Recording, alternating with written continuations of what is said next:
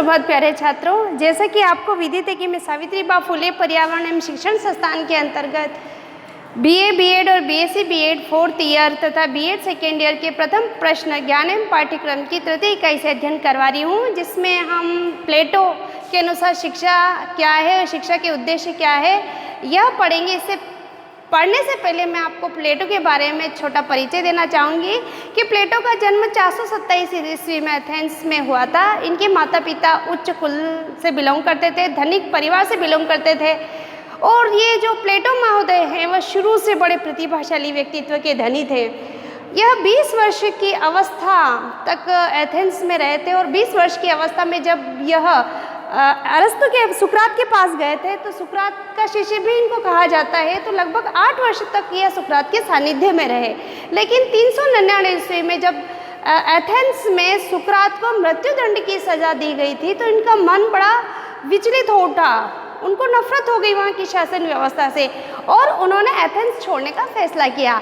तो एथेंस छोड़ने के पश्चात यह मिस्र गए, मेगारा गए, इटली गए और अनेक देशों में जाते हुए उन्होंने ज्ञान को प्राप्त किया और लगभग 10 वर्षों तक ये घूमते रहे और 10 वर्ष पश्चात वो पुनः वापस एथेंस में आए तो उन्होंने विश्व प्रसिद्ध अकादमी नामक शिक्षण संस्थान की स्थापना की और वहीं वहाँ आजीवन रहे तथा उन्होंने वहाँ लेखन कार्य किया।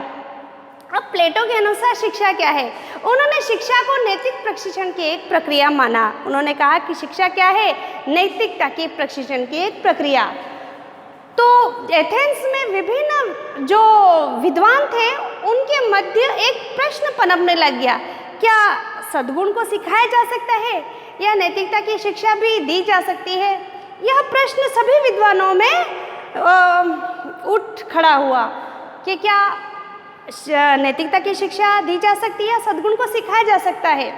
तो सुकरात ने कहा कि जो ज्ञान है, जो सद्गुण है वही ज्ञान है या ज्ञान ही सद्गुण है। तो इन्होंने सुकरात के विचारधारा को आगे बढ़ाया तथा ज्ञान तथा सद्गुणों में अंतर किया। तो उनके अनुसार उनकी जो विचारधारा थी उसमें 4 अंश पाए गए थे कि दर्शन से संबंधित ज्ञान, विज्ञान, ललित कला तथा बुद्धिमत्ता से निसत्य समझने वाली तृप्ति, यानी कि बुद्धिमत्ता से निदो समझने वाली श्रेष्ठ तृप्ति ही उनके विचार में एक भेद था। उनके अनुसार मौलिक सद्गुण 4 प्रकार के थे, बुद्धिमत्ता, साहस, संयम तथा न्याय। तो इन्होंने कहा कि इन चारों का प्रशिक्षण ही शिक्षा है। तो उन्होंने अपनी पुस्तक लिखी थी द लॉज, जो उनके जीवन की अंतिम पुस्तक थी शायद द लॉज। तो उसमें उन्होंने कहा है कि शिक्षा से मेरा अभिप्राय उस प्रशिक्षण से है जिसमें शिशुओं में उचित आदतों के द्वारा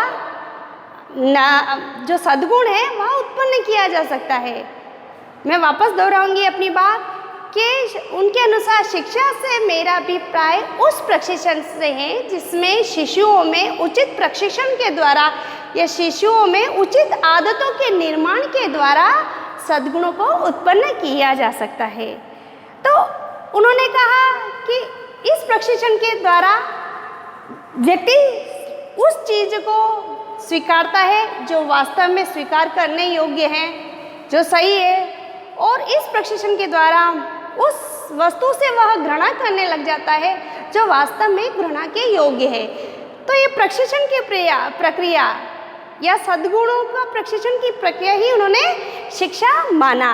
तो उनकी जो शिक्षा संबंधी विचारधारा थी तो उसमें उनके दर्शन का प्रभाव, दार्शनिक विचारधारा का प्रभाव अधिक था। तो शिक्षा कहीं ना कहीं दार्शनिक विचारधारा से संबंध थी। शिक्षा से संबंधित उन्होंने 2 महत्वपूर्ण पुस्तकें लिखी थी, द रिपब्लिक तथा द लॉज। लेकिन द लॉज थी वह उन्होंने प्रौढ़ावस्था में लिखी थी और द रिपब्लिक उनकी यौवन अवस्था में लिखी गई थी। धीरे धीरे उनके विचारों में परिपक्वता आती गई तो शिक्षा संबंधी उनकी विचारधारा भी बदलती गई। लेकिन शिक्षा को उन्होंने महत्वपूर्ण जन कल्याण का आधार माना कि शिक्षा के द्वारा ही जन कल्याण संभव हो सकता है। शिक्षा की महत्ता को उन्होंने सर्वप्रमुख रखा कि शिक्षा व्यक्ति के विकास में सर्व प्रमुख आधार है और यह समाज कल्याण का आधार है। तो शिक्षा का कार्य यही है कि व्यक्ति के अंदर ऐसा विश्वास पैदा करना कि वह अपने राज्य के लिए अपना सर्वस्व न्यौछावर कर दे। तो शिक्षा संबंधी उनके दर्शन तो मैंने आपको परिचय करवा दिया, लेकिन शिक्षा संबंधी उद्देश्य क्या है वह हम इस कक्षा में पढ़ेंगे। राज्य की एकता की रक्षा करना, राज्य की एकता की रक्षा करना उनका शिक्षा संबंधी ये उद्देश्य था कि जो यूनान में सोफिस्टों का जन्म हुआ तो वहाँ व्यक्तिवाद का जन्म होने लगा, लेकिन उन्होंने व्यक्तिवाद को नकार दिया, उन्होंने व्यक्तिवाद का विरोध किया और सार्वभौमिक सत्ता का समर्थन किया। उन्होंने कहा है कि व्यक्ति अगर राज्य के लिए अपना सर्वस्व न्यौछावर कर दे तो वह व्यक्ति आदर्श व्यक्तित्व कहलाएगा और यह कार्य स्वयं शिक्षा ही उत्पन्न करती है। इसके कारण ही राज्य की एकता की रक्षा में व्यक्ति अपना सर्वस्व न्यौछावर कर दे, अपना जीवन न्यौछावर कर दे, तो यह भावना व्यक्ति को शिक्षा प्रदान करती है। तो उन्होंने शिक्षा के द्वारा ही राज्य की एकता की रक्षा की स्थापना का बोध करवाया। आगे आता है नागरिकता के गुणों का विकास करना। नागरिकता के गुणों का विकास करना भी शिक्षा ही उत्पन्न करवाती है। जैसे व्यक्ति में धैर्य, संयम, त्याग, बलिदान, साहस, कुशलता, क्रियाशीलता आदि भावना कौन सिखाती है? शिक्षा सिखाती है। लेकिन यह शिक्षा कैसे मिलेगी? नागरिक कैसे बनेंगे अच्छे नागरिक? अच्छा राज्य होगा तो अच्छे नागरिक बनेंगे। अच्छा राज्य तभी बन पाएगा जब अच्छे नागरिक होंगे, और अच्छे नागरिक तभी बन पाएंगे जब उन्हें उचित या अच्छी शिक्षा दी जाएगी। तो नागरिकता के गुणों का विकास स्वयं शिक्षा करवाती है और व्यक्ति में जो भावना है, जो नैतिक भावना है, त्याग है, तपस्या है, संयम है, धैर्य है, बलिदान है, क्रियाशीलता है, यह आदि जो सद्गुण है वह स्वयं शिक्षा उत्पन्न करती है और यह शिक्षा अच्छे नागरिक बनाएगी और अच्छे नागरिक से अच्छे राज्य का विकास होगा। अब आगे आता है विवेक का विकास करना।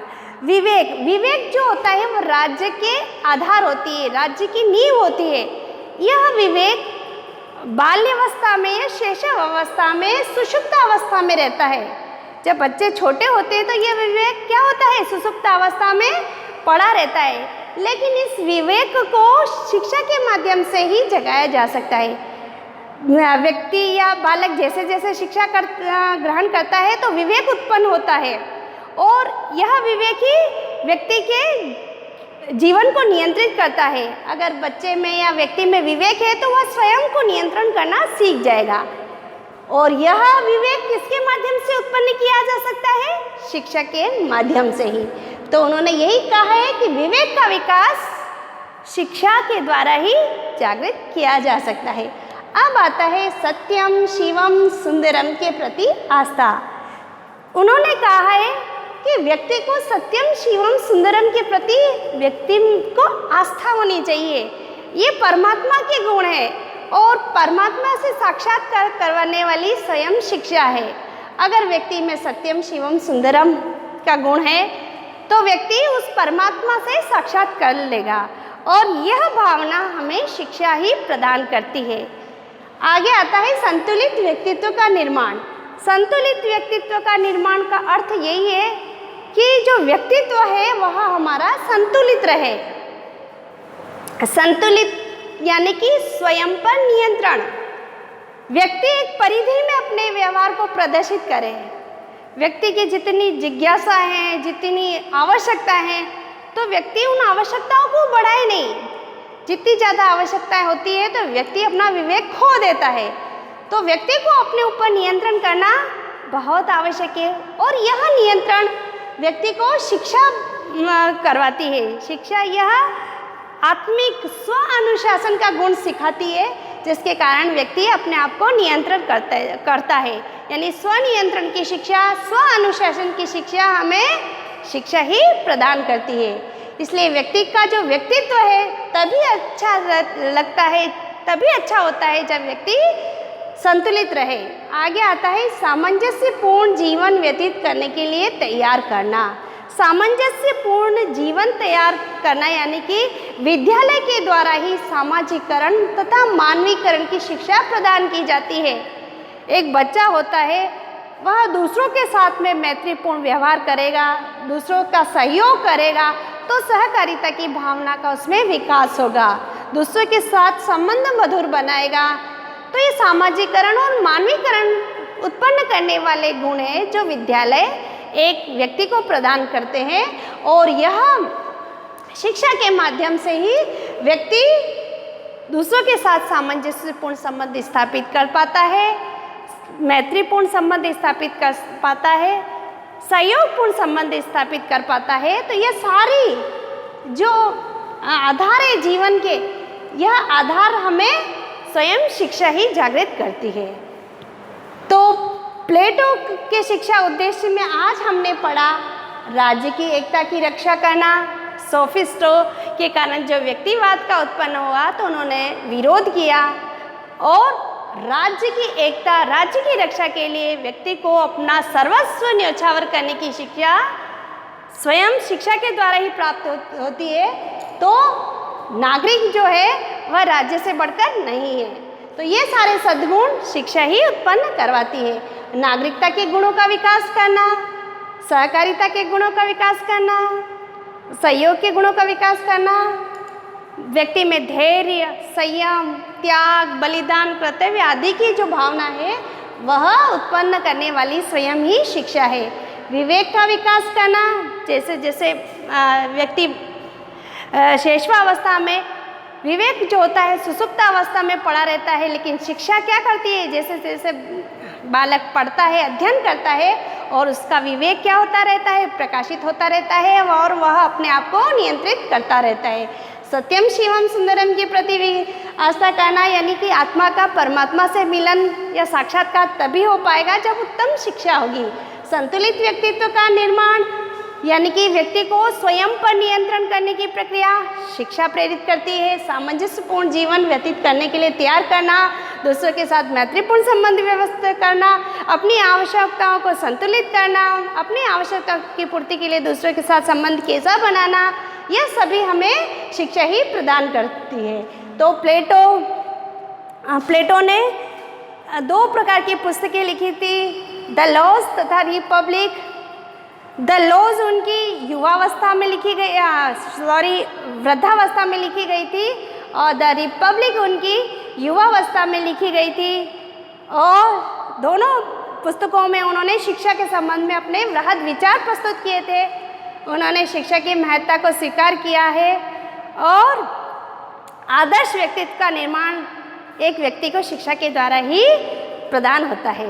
तो आज इस कक्षा में इतना ही, जल्दी ही हम मिलेंगे, तब तक के लिए धन्यवाद।